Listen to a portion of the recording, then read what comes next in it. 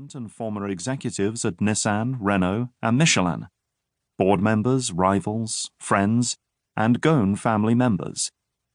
Many of them spoke on the condition that we would not use their name, a request we have respected. The book also draws heavily on thousands of pages of documents, including previously untapped legal documents from Japan, France, Lebanon, and the British Virgin Islands, board minutes, audits, internal company reports, emails, presentations, surveys, and audio and video recordings. One stack of documents we consulted stemmed from a hard drive containing a trove of communications between a Lebanese lawyer, Fadi Gebran, and some of his contacts, including Ghosn. Ghosn's lawyers have said that those documents were obtained by Nissan representatives without following proper judicial procedures, and that it was therefore impossible to guarantee their authenticity. In the course of our reporting, we were able to authenticate dozens of the messages and ascertain that the events or financial transactions described in them took place in real life. Furthermore, we never found a single discrepancy or any indication that other messages might not be genuine. Hence, we decided to use them in the book.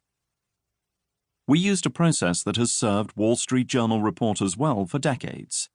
The key people mentioned in this book have all been provided with an opportunity to comment on the revelations contained within these pages. We also followed a cardinal rule: no surprises. Ghosn himself sat down to answer our questions for several hours. He was forthcoming on everything, with the exception of matters related to Oman. He said he would reserve his answers for the French justice system, where he is facing a criminal investigation. That, of course, is his right. He also agreed to make some family members and friends available for interviews. His elder sister, Claudine, in particular, was an invaluable source in piecing together Ghosn's early life.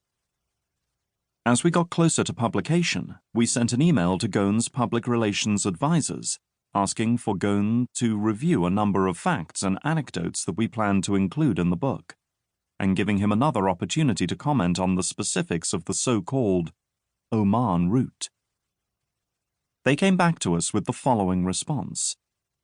Mr. Ghosn's counsels are of the view that the intended assertions for which comments are requested are inaccurate and/or incorrect, and/or incoherent, and/or put out of context. The statement said that Ghosn's legal counsel had advised their client not to bother reviewing our message. Finally, while working on this story, we both developed some of the most intense source relationships we've ever had. It was a particularly difficult time for many of the people mentioned in these pages. Families were torn apart, careers were ruined. Often, we conducted interviews while COVID-19 had locked down the world, which added even more strain to those people's lives. Despite all that, they still spoke to us. Our conversations were sometimes emotional, leading to relationships that yielded both revelations and challenges. On occasion, those connections were impossible to maintain. Regardless of the trajectory of our correspondence, we will always be grateful and indebted to our sources. Without them, this book would not have been possible. Thank you. Nick Kostov, Paris. Sean Mclain, Tokyo. Prologue.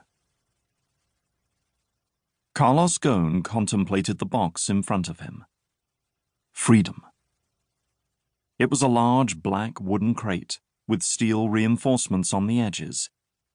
The sort of case a band would use to transport large speakers or instruments. Ghosn was listening to instructions from Michael Taylor, the former Green Beret he had hired to help maneuver the getaway. Taylor was explaining, step by step, what the Auto Titan would need to do. Climb into the crate and stay still. Let the lid be lowered. Once secured, the trunk, and he, would be in motion.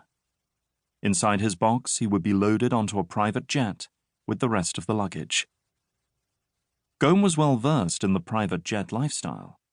He had flown everywhere on his Gulfstream.